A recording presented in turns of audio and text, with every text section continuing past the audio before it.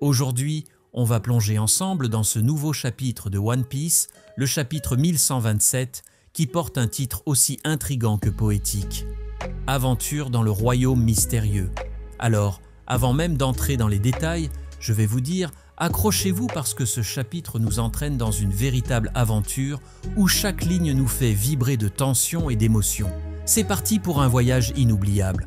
On commence direct avec la couverture et là on a une petite dose de nostalgie parce que Yamato rejoint Inuarashi.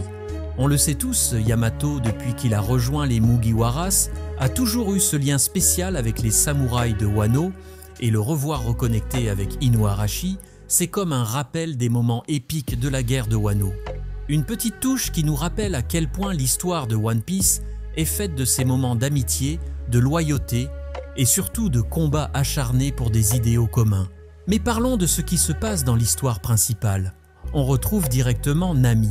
Et là, gros choc. Elle est dans un château, fait de Lego. Attendez, Lego, sérieux? Mais oui les gars, vous avez bien entendu. Et ça se passe à Elbaf, la terre des géants.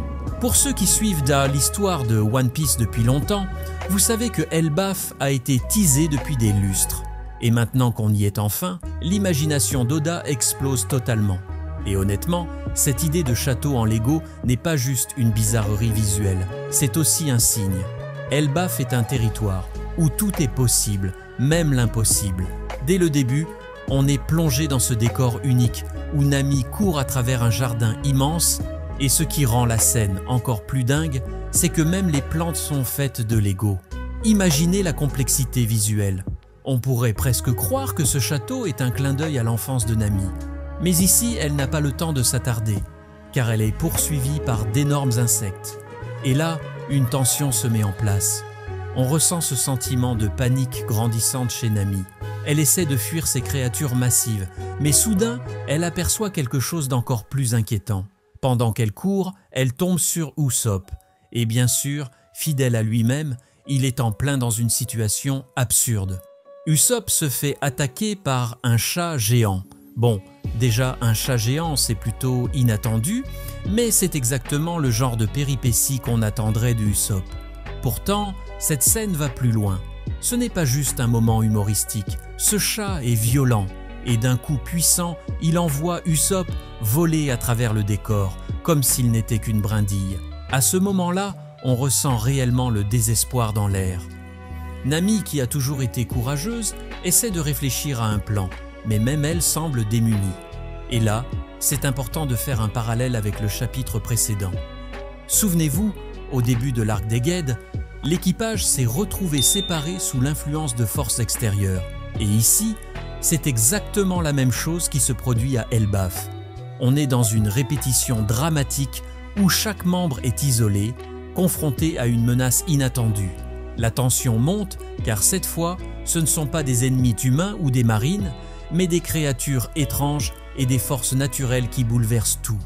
Oda nous fait clairement comprendre que l'univers de One Piece devient de plus en plus imprévisible. Et là, soudain, on franchit un cap. Le chat qui attaquait Usopp ne reste pas un simple chat. Non, il se transforme en lion géant. Nami et Usopp sont complètement pris au dépourvu. Le lion charge sur eux avec une férocité incroyable et la tension monte à un niveau critique. Ce moment est extrêmement bien construit. Le silence avant la charge du lion, l'angoisse palpable dans les yeux de Nami, tout cela nous rappelle ces instants où l'équipage a souvent été au bord du désespoir. Comme face à des ennemis invincibles, à l'image de leurs combats passés contre des ennemis comme Kaido ou Big Mom. Et c'est là que le chapitre 1126 prend tout son sens. Vous vous souvenez comment tout commençait à s'effondrer dans ce chapitre précédent? Ici, cette tension s'amplifie, mais une autre force s'éveille. On commence à comprendre que Elbaf n'est pas seulement un lieu mythique, mais un territoire où des forces insoupçonnées se manifestent, des forces que même les Mugiwara ne pouvaient pas imaginer. Mais alors que tout semble perdu, on a ce moment typique de One Piece qui nous rappelle pourquoi on aime cette série. Juste quand le danger devient insurmontable, Luffy, Zoro et Sanji débarquent en trombe. Et là, on parle d'une entrée fracassante comme ils savent si bien le faire. Il fonce sur le lion géant avec une attaque combinée coordonnée qui est tout simplement spectaculaire. C'est ce genre de moment qui donne des frissons.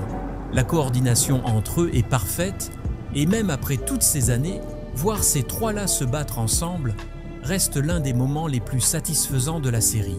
Cette scène, elle est pleine de nostalgie, de puissance, et elle rappelle tellement ces combats épiques qu'on a vus dans des arcs comme Enies Lobby ou Dressrosa, où l'union fait la force. Ce n'est pas juste une démonstration de puissance, c'est aussi un rappel que malgré les séparations, les Mugiwara sont une famille. Ils se soutiennent toujours, peu importe à quel point les circonstances deviennent désespérées. Et puis vient la dernière scène du chapitre, une scène qui nous laisse sur une note à la fois drôle et épique. Nos héros se retrouvent enfin réunis. Luffy, Zoro, Sanji, Nami et Usopp. Mais ce qui est hilarant, c'est qu'ils sont tous habillés en tenue de viking. Oui, des tenues de viking. Ça, c'est une touche typique de l'humour d'Oda, où après des moments de tension intense, on a ce genre de scène qui nous fait sourire, voire éclater de rire. Mais attention, cette scène n'est pas juste là pour la comédie. Le fait qu'il porte ces tenues est un clin d'œil à Elbaf, la terre des géants, et cela nous montre que l'histoire va plonger encore plus profondément dans la culture et les mystères de ce royaume légendaire. Il y a un petit goût d'amertume en voyant Nami et Usopp toujours aussi faibles face aux ennemis. Pour Nami, c'est compréhensible.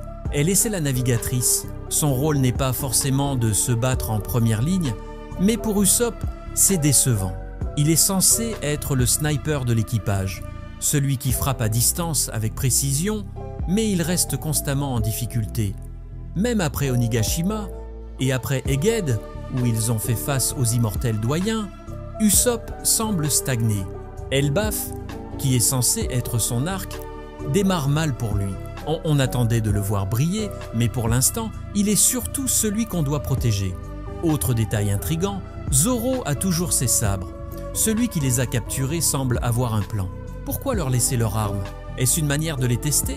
De même, on se demande si Nami avait Zeus avec elle et pourquoi elle ne l'a pas utilisé. Ça aurait pu renverser la situation face à ce lion géant. Encore une fois, ce sont Luffy, Zoro et Sanji qui doivent intervenir pour sauver la situation, laissant Nami et Usopp dans leurs rôles habituels de ceux qu'il faut constamment protéger. Franchement, à ce stade, Usopp devient presque le Buggy des Mugiwara, le clown du groupe. Il apporte de l'humour, mais en termes de force et de progression, on attendait bien plus de lui. Ce chapitre 1127 est un vrai tourbillon d'émotions. On sent que la tension monte à un niveau incroyable, avec des forces inconnues qui commencent à s'éveiller. Il y a une véritable impression que l'histoire entre dans une nouvelle phase où les séparations de l'équipage rappellent les débuts de l'arc Egghead, mais cette fois, à Elbaf, les enjeux semblent encore plus grands. Et avant de conclure, je vous encourage vivement à vous abonner à la chaîne si ce n'est pas déjà fait. Chaque semaine, on plonge ensemble dans les nouveaux chapitres, on analyse, on débat et on vit ces moments forts de One Piece. L'aventure continue et croyez-moi, les prochaines semaines vont être explosives. Alors, restez connectés et n'oubliez pas de laisser un commentaire avec vos théories sur ce qui vous a le plus marqué dans ce chapitre. À très bientôt pour une nouvelle analyse épique.